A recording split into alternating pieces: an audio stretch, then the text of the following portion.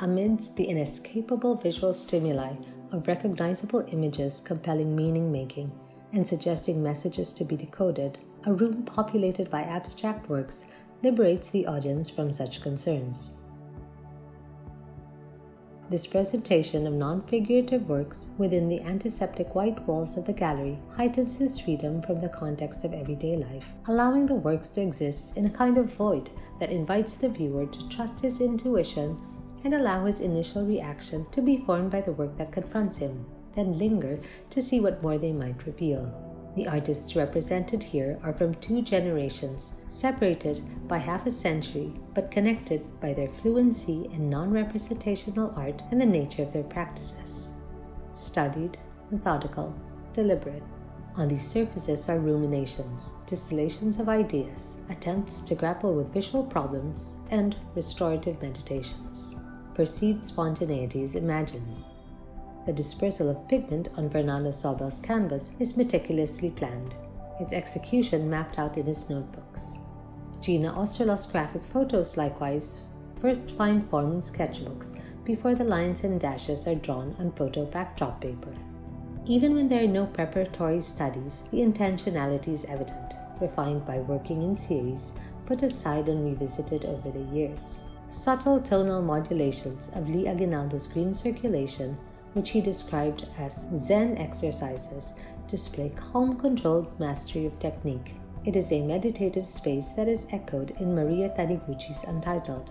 This small version of her normally monumental brick walls encourages the intimate engagement that rewards with the revelation of imperfection.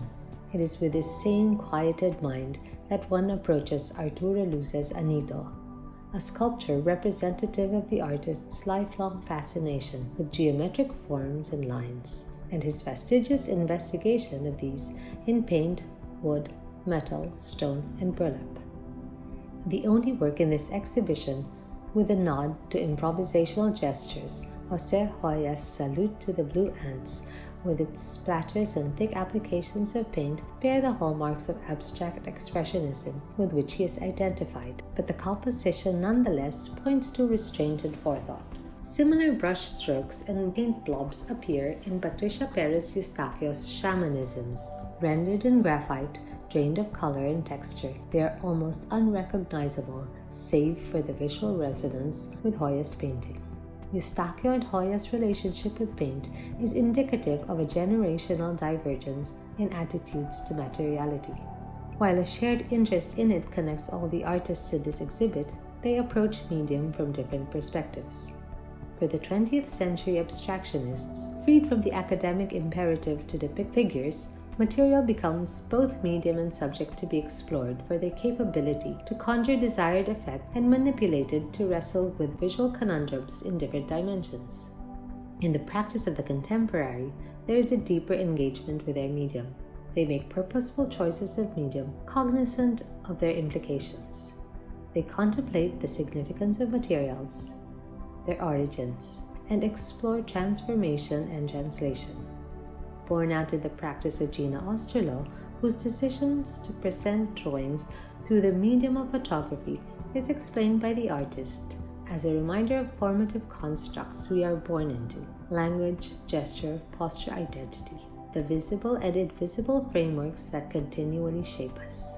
Process and material are integral to the practice of contemporary artists, especially those that are conceptually based, but to depend completely on the idea being investigated to apprehend the artworks here is akin to the propensity to judge the moderns by their place in history.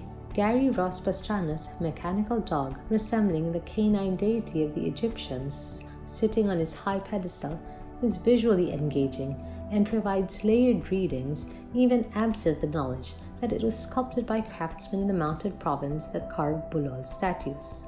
Although the impetus for creation springs from different sources, what allows the artworks in this exhibition to inhabit the same space is a shared sensibility driving the creation of poetic objects. These are gestures, signifiers of something beyond, but first encountered visually without words.